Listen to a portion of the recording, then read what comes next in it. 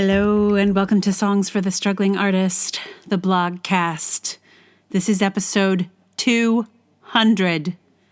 200? This is the 200th episode.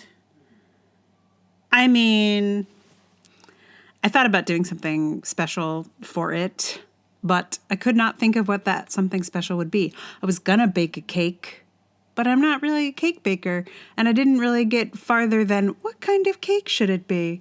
And then, I would have had to go to the grocery store, which is a little bit treacherous, and find things like flour. So we do actually have some flour in the apartment, or we did, but I don't think it would have been enough for a cake. Well, it wouldn't be enough for cake and the bread. Yeah, so there you have it. There's no cake, but the thing of it is, it's like, since it's just, I can't give you any cake, even if I made a cake. So the point of the cake is what? I don't know. Anyway, I couldn't think of anything to actually celebrate a 200th episode. And I thought, oh no, if I celebrate the 200th episode, then I'm going to have to celebrate the 300th episode and the 400th episode. And it seemed like a lot, since there's a lot of episodes. I feel like at 500, there's definitely going to be cake. Maybe I'll do cake at 3. I don't know. We'll see. Anyway, I'm sorry there's no cake. I wish I had made a cake now, because I would like to eat it. Anyway, today's episode is, instead of a celebratory 200th episode, again, I don't know what that would have been. I think if you do an interview show, you do something oh, we got our big celebrity for the 200th episode. But all I could do is write a special blog. I don't know. Yeah. So anyway, 200, cool. I'm also pleased that I'm running kind of concurrently with the Guilty Feminist podcast. I just listened to an episode, their 200th episode, which was, I guess, I don't know, last week or something. So I'm really, we're just walking right next to each other. It's very nice. They have millions of downloads and I have 22, but I'm still pleased because we started around about the same time, actually. And I think that podcast is great. So I wish them nothing but wellness. And I'm tickled that we are both at 200. They were in some fancy venue. I want to say the Royal Albert Hall or something crazy for their 200th episode. That would be a very bad mistake for me. Hey guys, I rented the Royal Albert Hall. Come on out. Wow, there's 3 people in the Royal Albert Hall. Hey, Mom, Dad. Okay, well, whee. Anyway, 200. So today's actual episode is, I'm jumping ahead a little bit because of the song. Surprise, surprise. I've been working on the songs for the subsequent previous, blogs. And since they're songs that I don't actually know, that I've had to learn, they are not quite prepared. They are not quite ready for the blogcast at this point. I'm learning 2 new songs, and they both have the same issue. It is hilarious. They both have this thing, I don't know what to call it. I'm going to call it a scansion problem. And I mean them no disrespect, but the problem is that the accent of the word, of the lyric, of the music, lands in the wrong place. So, and by wrong, I mean not in a speaking tone. So, for example, and it's happening in 2 languages. I'm learning a song in Spanish, a Spanish pop song from Spain. And even in the sort of catchy chorus, there is an intense, hitting of the preposition, which nobody does in real life. No, in any language, I'm assuming. And if I didn't, I speak enough Spanish for it to be tricky. Like if I was just learning the song phonetically, I think I would be fine. But because I know what it means, sort of, for the most part, it's really hard to remember to hit the por and the de.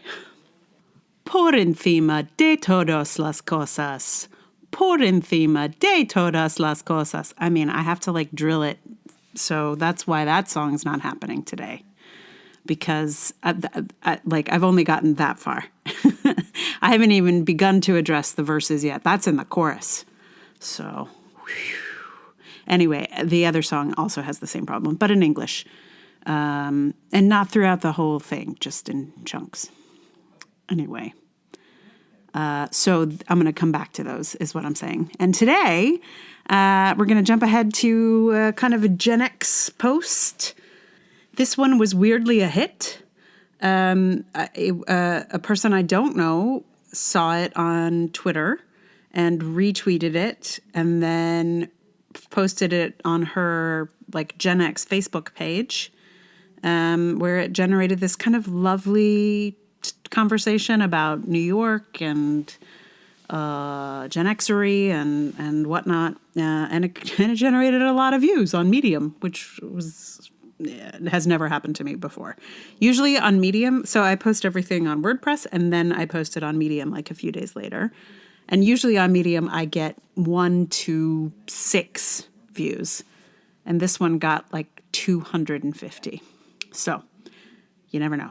Anyway, here it is. It is called The World I Imagined When I Was a Teen. I wrote this a few months ago and haven't posted it because so much has been happening. And a post about imagining a different world feels so weird in a world absolutely none of us imagined. But maybe it's nice to time travel. Maybe it's nice to pretend we're in the world of a few months ago when this is what I was thinking about. Once upon a time, I dreamed of the world I would inhabit as an adult. I thought I would grow up to be Ann Magnuson. Or Annie Potts.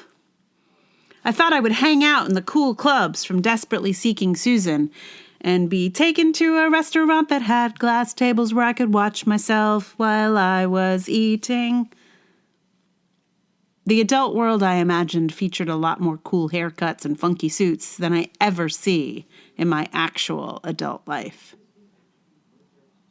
I've been thinking a lot about the way we create expectations, but also how we create our worlds.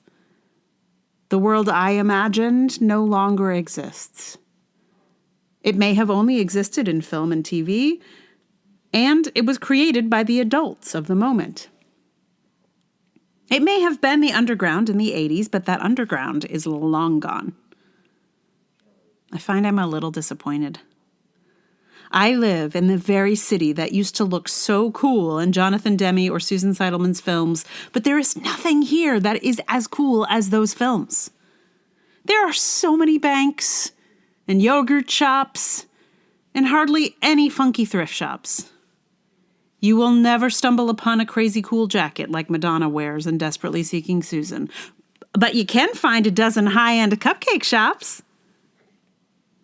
It just strikes me that every generation probably imagines that their adulthood will look like the cool adults in the previous generations.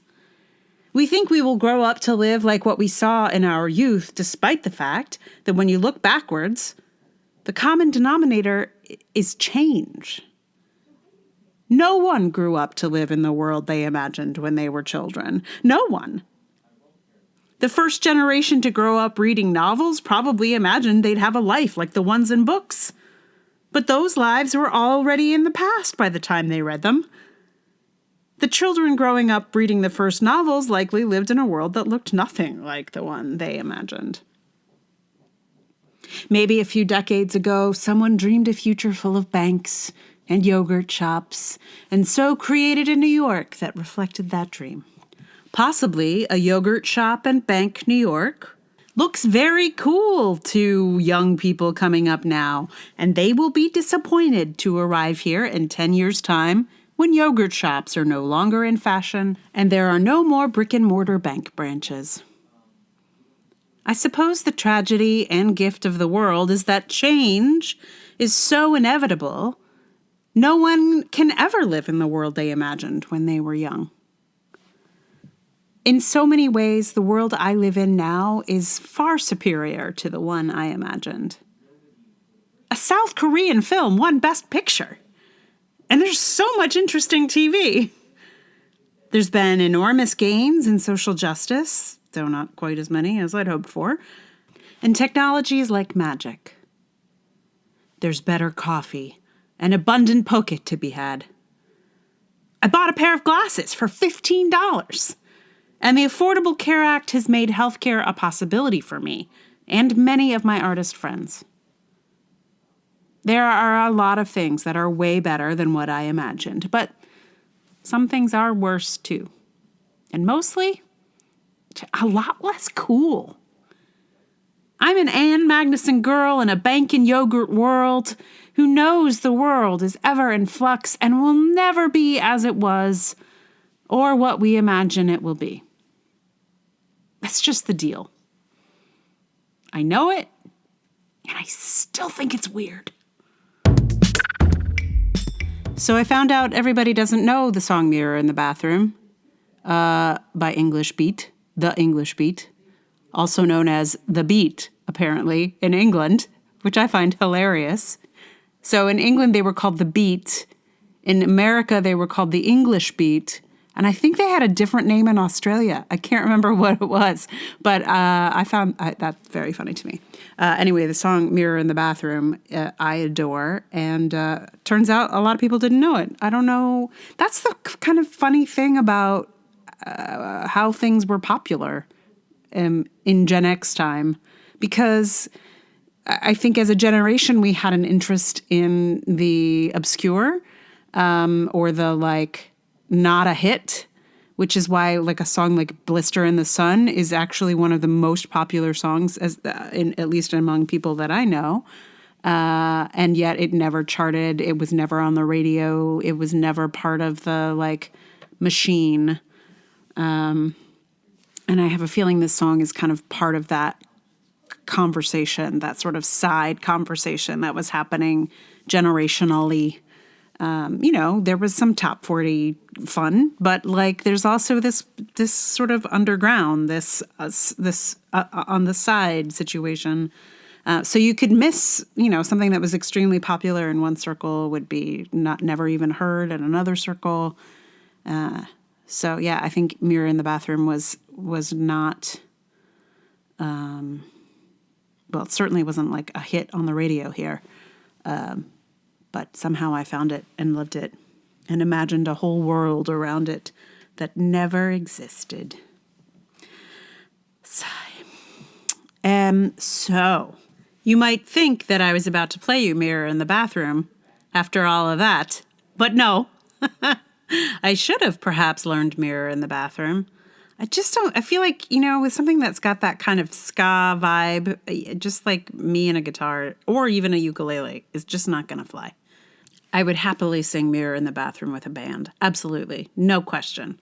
How much fun would that be? So much fun. But I'm not doing it here. I'm sorry. I just told you all about Mirror in the Bathroom, and now I'm going to play you something entirely different. But I don't think you'll be sorry. I just thought I would explain what I was singing in the middle of the blog. I can't sing when I write, so I figured when I read it to you, I could just go ahead and sing the line from Mirror in the Bathroom. But the actual song this evening is, or whenever you're listening, it could be morning for you. Anyway, the actual song that I'm going to put here is a song that is quite dear to my heart and one I cannot believe I've never played before. Because of that dearness. And sort of how fundamental and foundational it has been to me. It is Left of Center by Suzanne Vega from the Pretty in Pink soundtrack. And, it just felt like, yeah, that's me. and interestingly, I feel like it is kind of us generationally also. It's we are a bit of a left of center generation, I think. Even the weirdos who are to the right, they're still off the center. They're just over there being weird. Ted Cruz? What? Anyway, let's not think about Ted Cruz. I'm gonna play it for you in just a minute. Couple other things to tell you before that song happens. One is that the Dragoning has just uploaded its 3rd episode to the donors. So donors have access to that just now. I'm like literally uploading this while I'm recording. And it's also now on all the platforms. So finally, after much consternation and emailing, it's up on Apple and Google Podcasts and Pocket Casts and Stitcher and pretty much everywhere. So if you want to listen to the Dragoning, check it out in those places. And if you can, even if you haven't listened to it, just click on some stars. It would be great to get it out a little bit into the world. So that's happening. And if you'd like to support the podcast, tell someone about it. Do that, rate, review, and subscribe in the podcast app that you are in now for this podcast also. That'd be awesome. And you can support me and my work and this podcast by signing up to be a patron on Patreon. I am at patreon.com/Emily R. Davis. And there is also a different kind of mode you can click through to if you're not into the pay per post model.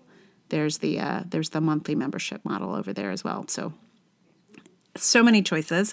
Also PayPal, Ko-fi, all the links are in the show notes.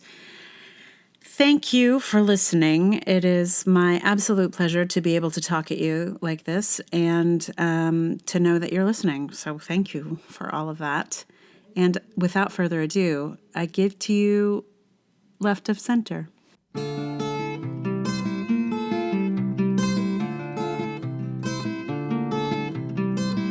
If you want me, you can find me left of center off of the strip, in the outskirts and in the fringes, in the corner out of the grip. If you want me, you can find me left of center off of the strip, in the outskirts and in the fringes, in the corner out of the grip. When they ask me, what are you looking at? I always answer, nothing much, not much. I think they know that I'm looking at them. I think they think I must be out of touch, but I'm only in the outskirts and in the fringes, on the edge and off the avenue. And if you want me, you can find me left of center, wondering about you. I think that somehow, somewhere inside of us, we must be similar, if not the same. So I continue to be wanting you left of center, against the grain. If you want me, you can find me left of center off of the strip, in the outskirts and in the fringes, in the corner out of the grid.